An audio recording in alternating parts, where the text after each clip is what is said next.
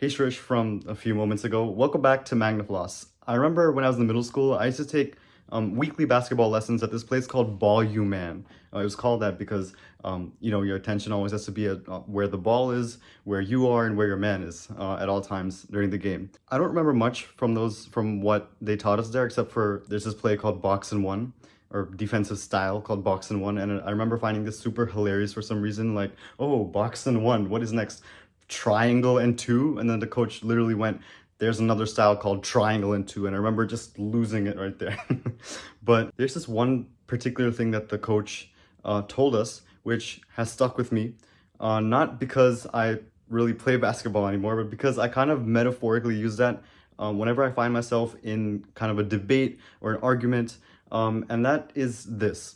So when you're playing basketball, when you're on offense, one good kind of rule of thumb, I guess he told us, maybe this is more nuanced.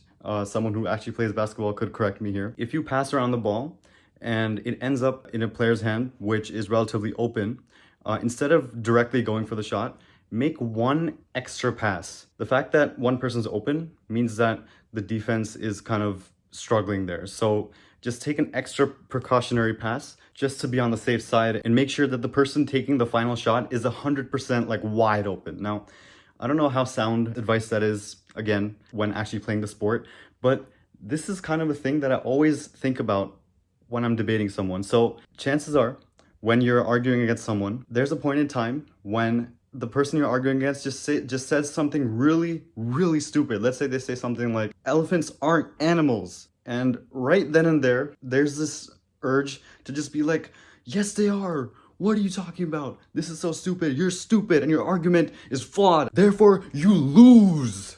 Instead of doing that, make an extra pass. If what they're already saying is really, really stupid, make one extra pass. Ask them one more question, asking them to elaborate why they think that incredibly stupid thing is logical. And watch them dig themselves further down into the hole and then go for the shot and just end their career.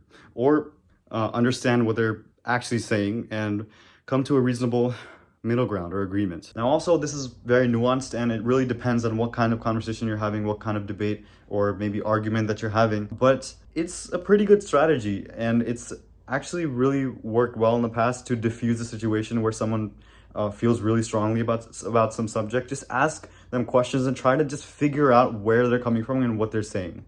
Because if you know that you're right and you feel really strongly about something, then that means that logic will be on your side. So if you just take the time and ask them questions and just figure out what they're saying, make those extra passes, then it'll be a lot easier for you to just shut them down if you know that you're right, but in a kind of nicer way and a more cleaner way. That it'll be a swish instead of a messy backboard shot. So I don't know, maybe you found this kind of useful. Just something to keep in mind the next time you find yourself in an argument over what's better, Mac or PC. It's clearly Mac. Bye.